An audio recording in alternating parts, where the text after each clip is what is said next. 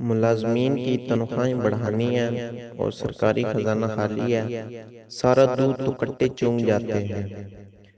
کسی زمیندار کے بھینس نے دودھ دینا بند کر دیا۔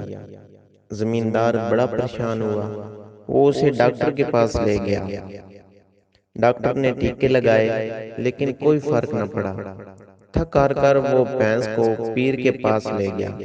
شاہ جی نے دم درود کیا، پھونک ماری، لیکن وہ بھی بے سود رہی۔ بھینس کو کوئی فرق نہ پڑا۔ اس کے بعد وہ بھینس کو کسی سیانے کے پاس لے گیا۔ سیانے نے دیسی ٹوٹکے لگائے لیکن وہ بھی بیکار ثابت ہوئے۔ آخر میں زمیندار نے سوچا کہ شاید کھانے کی مقدار بڑھانے سے مسئلہ ٹھیک ہو جائے۔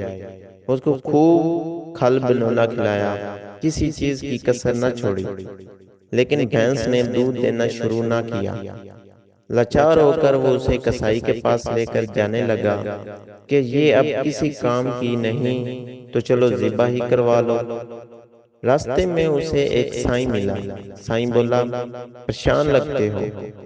زمیندار نے اپنی پریشانی بیان کی۔ سائیں نے کہا، تم کٹا کہاں باندھتے ہو؟ زمیندار بولا، بھینس کی کھرلی کے پاس۔ سائیں نے پوچھا، کٹے کی رسی کتنی لمبی ہے؟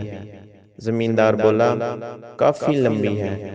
سائیں نے اونچا کہکا لگایا اور بولا، سارا دودھ تو کٹا چونگ جاتا ہے، تمہیں کیا ملے گا؟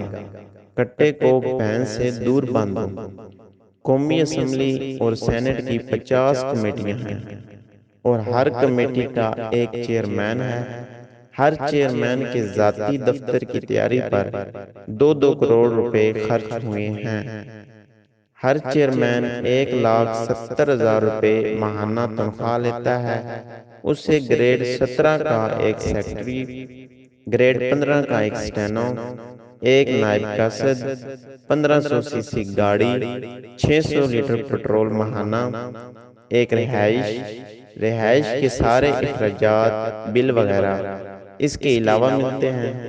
اس کے علاوہ اجلاسوں پر لگنے والے پیسے، دوسرے شہروں میں آنے جانے کے لیے فری جہاز کی ٹکٹ، ایک اندازے کے مطابق یہ کمیٹیاں اب تک کھربوں روپے کا دودھ چونگ چکی ہیں۔ اگر ان کو رسی کو کم نہ کیا گیا تو یہ اجلاس اسی طرح جاری رہیں گے اور یہ ایسے ہی کھربوں روپے کا دودھ چونگتے رہیں گے۔